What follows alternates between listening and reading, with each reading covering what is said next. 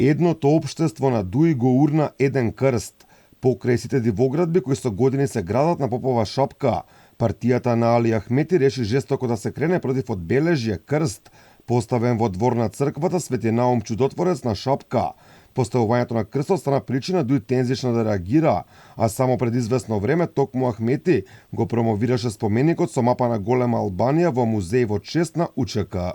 Дали поставувањето на овој крст е нешто претходно договорено меѓу БЕСА на Билал Касами и ВМРО ДПМН, услуга чувана во тајност од граѓаните за помошта што ВМРО ја понуди на БЕСА на локалните избори за општина Тетово. Несватливо е што проблем за владеачката партија стана еден крст, одбележена третина од градот Тетово. Тука, зад мене, во дворот на црквата Свети Наум Чудотворец, е крстот кој што стана причина за жестока реакција на владеачката партија ДУИ. Тој е поставен на планината Попова шапка над градот Тетово, каде што живеат 35,29% православни граѓани. Во меѓувреме и БЕСА се произнесе, не прифаќале поставување на крст на шапка и ќе барале негово отстранување. Ние како движење БЕСА со највисока одговорност изјавуваме дека немаме никаква врска со поставувањето на крстот и нема да прифатиме поставување на крстот во Попова шапка. За разлика од политичарите, обичните луѓе со друг став, Алфа ги запраша тетовци, дали им пречи крстот и дали според нив е нормално политичари вака да реагираат поради поставување на верско одбележје. Оние кои сакаат да зборуваат пред камера кажаа дека крст не им пречи, други пак едноставно избегаа, трети не знаеле да говорат македонски. Па не ми пречи што има и џамија направено, не ми пречи ни што има крст ставено, да ви кажам. Не би требало никој да се буни зошто баш такво нешто од партија.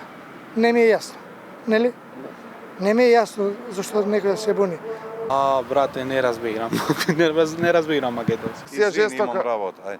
Ќе се види. Да, не ми пречи, не. И тоа како што разбрав е на приватен посет, нели? Не е нешто спорно, по-моему е не. Реагираше директорот на Агенцијата за односи со верските заедници, не гледа ништо проблематично во поставувањето на крстот и прашува дали ќе се реагира за сите други дивоградби на Попова шапка. За разлика од многобројните објекти, на катови со оградени дворови на државно земјиште, крстот е поставен на манастирски имот и прашање е дали било каде во земјава за поставување на крст во двор на манастир некој дал дозвола. Крстот е верско обележје, што правиме со многуто објекти профани и сакрални изградени на државно земјиште. Ете, на Попова шапка такви има насекаде. Зошто за ниту еден од нив досега не заседаваше вонредно советот?